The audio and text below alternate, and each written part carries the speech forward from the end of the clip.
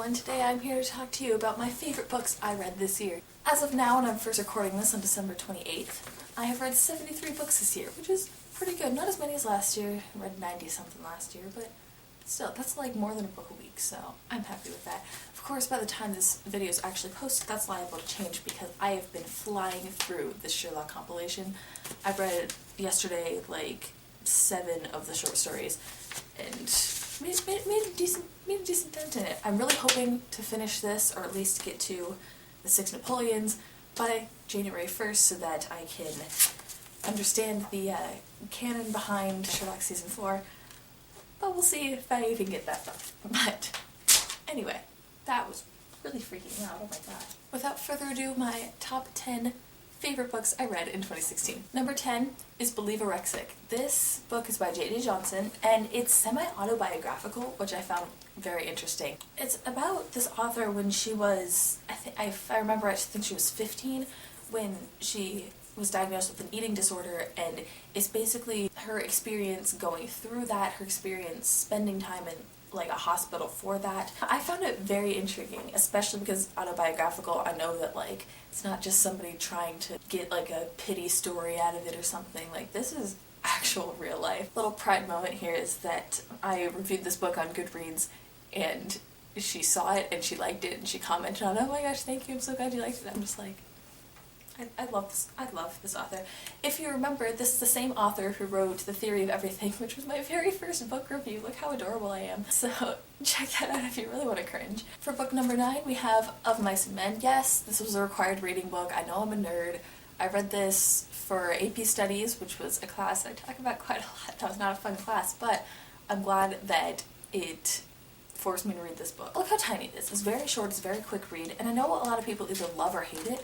Thing is, I really loved it simply because it is such a precisely worded book, and I'm going to say that about a lot of these books because I love when wording is so specific, where the author takes time to actually pick out the word that he really means to use. And this is definitely one of those books where everything is written beautifully. I will say, I kind of saw the end coming. I'm not going to spoil it, don't worry. I kind of saw the end coming because someone spoiled it. However, I couldn't remember which one did the thing to which one. I'm trying to be vague. So it was still sort of a surprise, but at the same time, I still cried a little, I'm not gonna lie. I really enjoyed this book, even with all the over-analysis that came with it because it was required. I deeply enjoyed this book, so recommend. Number 8, Stars Above by Marissa Meyer. This is a companion book to the Lunar Chronicles series, which is an amazing series. In this book, however, it's like a bunch of short stories that's set in the same world. Some of them are like prequels, some of them are like bonus little scenes that got cut or something. And the last part is a little epilogue to Winter, which is the last book in the series, and it's really, really cute, and I really love it. Again, with precise wording, but not as much the word is the part that stands out, it's the fact that you can fall through the pages and into the plot. I do say that a lot about a lot of books, but the way that it's written, you can really visualize so easily, like without even trying. Like a lot of books you have to be really into it, you have to be in a quiet room, you have to be like fully focused on the book that you're reading to get that effect, but this one isn't even one of those. So definitely pick up this series. Don't read this first, you would get spoiled for just about everything. Number 7, we have Fan Art by Sarah Triguet. This is such a cute little love story. I don't even know what to say about it. It looks kind of cliche at first, but it's so much fun. All the characters are very quirky, all the characters are very, I don't want to say relatable, but like, it's got a very realistic ending, which I loved about it. Like, it's not just, oh, and then they get together and live happily ever after. Like, that's not exactly what happens, but it's kind of, it's very lifelike, the way that it's written. Highly recommend. I love these characters a lot, and I really, really hope for a sequel in the future. I know a lot of people have been asking me for one, but we'll see what we get. I really, really would love to see what happens to these characters after the events of this book are over. Number 6, we have The Two Towers, the second book in the Lord of the Rings series. This is one that I didn't expect to love as much as I did. I know that the stereotype for this series is that it's boring and it's long and it just drags on for a long time, and I will admit it did that a little bit toward the beginning, but by the end, oh my gosh, I was in love with it. I actually listened to an audiobook version of this book, so maybe it was part of it because it was very immersive. I can't remember the link off the top of my head, but I'll put it right here because I know it was free. It was something just done by people for fun, and it's got like different voices for different characters. I loved it. It had like all the underscore background music and stuff. It was a lot of fun to experience. I haven't yet read the third book, but I am so excited to. To mark a halfway point at number 5, Hamlet by William Shakespeare. Yes, this is the year that my Shakespeare obsession began. It feels like it's been longer than that because of how obsessed I've been with Shakespeare recently. It's interesting too because before this year, yeah, I'd heard of Shakespeare and like I knew a few of his works. I'd read Romeo and Juliet for a freshman year project, but other than that, he was just kind of another author out there that just, I knew he existed. I mean, thanks to Theater 1 class in freshman year as well, I could name 10 things that Shakespeare had written. Memories, and we used to have tests in theater class.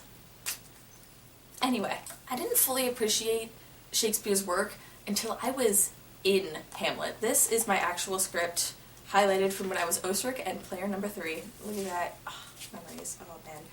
I bet I could still recite this. See, I couldn't appreciate it because when you first read through it, yeah, it's baffling because like the stereotype is that it's long and that it's complicated because the language is a little different because it's older, and that is definitely true. But the thing is, because I was in Hamlet, I had to understand it. Like, that wasn't an option. If the audience was going to understand this show and understand what we're talking about, we had to know what we were talking about in order to translate it to an audience like that.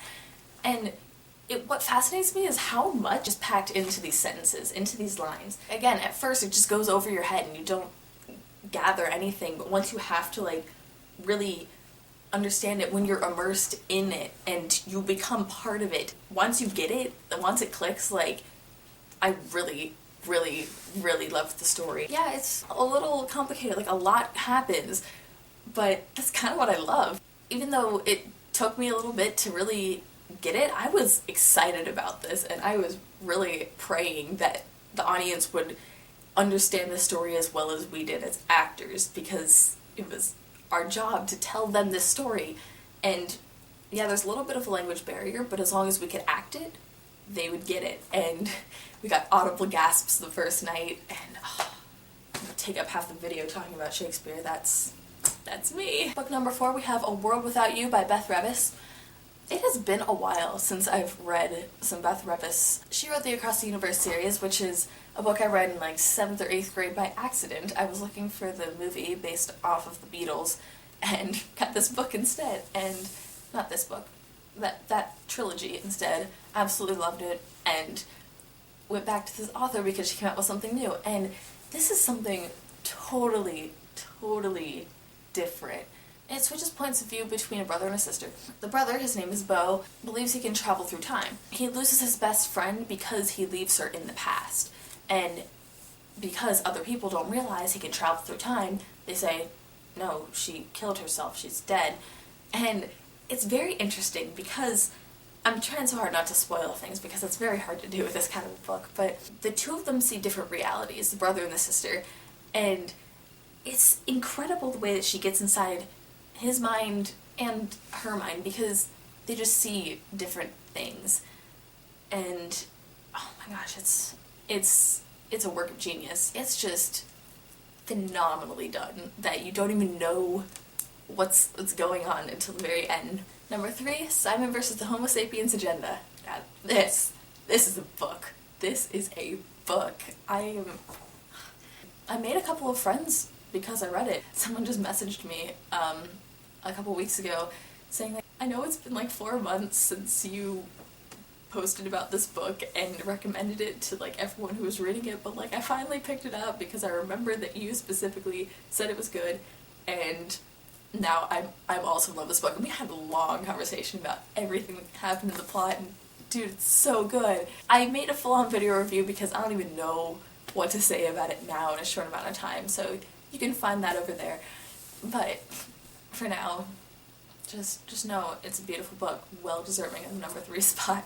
Number 2, we have Nimona, which is a graphic novel. And yeah, this is the year that I got into graphic novels as well. This is about a girl named Nimona who wants to be the assistant of a supervillain And oh my gosh, this is just, the drawings are so cute, and it's a really heartwarming story. Like, it's a quick read. I read this in like 2 hours, and I do plan to make a video review sometime once I reread this, because I actually have not read this specific copy. I got it from the library and then I bought it later, so I've yet to read it, but it'll be a while.